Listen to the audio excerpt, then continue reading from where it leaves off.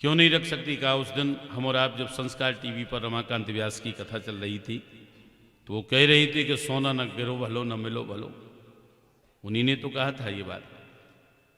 तो सोने का गिरना भी, हम 2 रोटी सूखी खा लेंगे लेकिन सुख से रहेंगे, हमारे घर में अशांति न हो, ऐसा सोना हमें नहीं चाहिए, हम नहीं ले सकते इस जंजीर को। तो व्यक्ति मुझे फोन कर कहने लगा, महाराज मैं क्या करूं इसका, ये आप ले लो। हमने कहा नहीं मुझे नहीं चाहिए। फिर क्या करें? हमने कहा प्रयास तो ये करो कि उस व्यक्ति के पास ये पहुंच जाए, पता करो। तो सोने का गिरना भी अच्छा नहीं होता है, सोने का मिलना भी अच्छा नहीं होता है।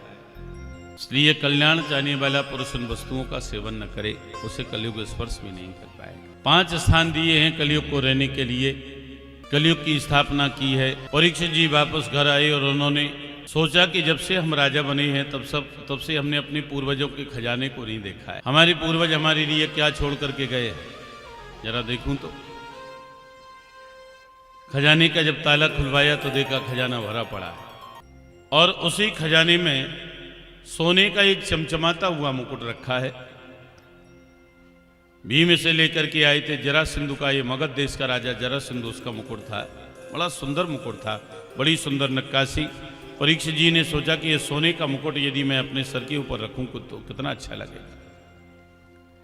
और सोने के मुकुट को जैसे ही उन्होंने अपने सर के ऊपर रखा तो कलयुग सर के ऊपर सवार हो। परीक्षित जी वन में आखेट के लिए गए, भूख प्यास लगने लगी। समीक मुनि के आश्रम में पहुंचे और उनसे जल मांगा, महाराज मैं प्यासा हूं, मुझे जल दे दो। समीक मुनि ने उनकी बात को नहीं सुना।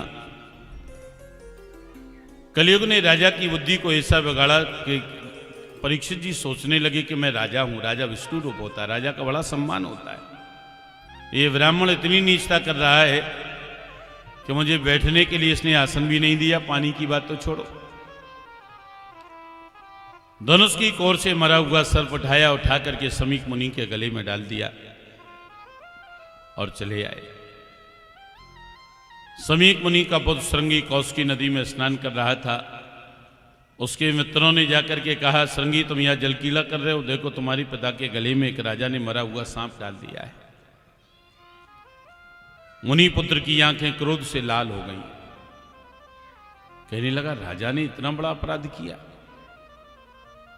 यदि कोई साधारण व्यक्ति अपराध करता तो मैं न्याय मांगने के लिए राजा के पास जाता, मुझे न्याय मिलता है। और जब राजा ही अपराध कर रहा है तो मैं न्याय मांगने के लिए किससे जाऊं? न्याय तो मिलेगा नहीं, क्योंकि अपराधी राजा है। बाढ़ ही जब खेत को खाने लगे तो खेत की सुरक्षा कैसे होगी? श्रृंगी कहता है कि राजाओं के पास में यदि सत्ता का बल है तो हम ब्राह्मणों के पास में तपस्या का बल है, तप का बल है। उसने तुरंत कौशिकी नदी का जल लेकर के राजा परीक्षित को साफ दे दिया। इत लंघित मर्यादकम तक्षका सप्तमे हरि। जिस राजा ने मेरे पिता के गले में मरा हुआ सांप डाला है, 7वें दिन उसे तक्षक नांग डस लेगा।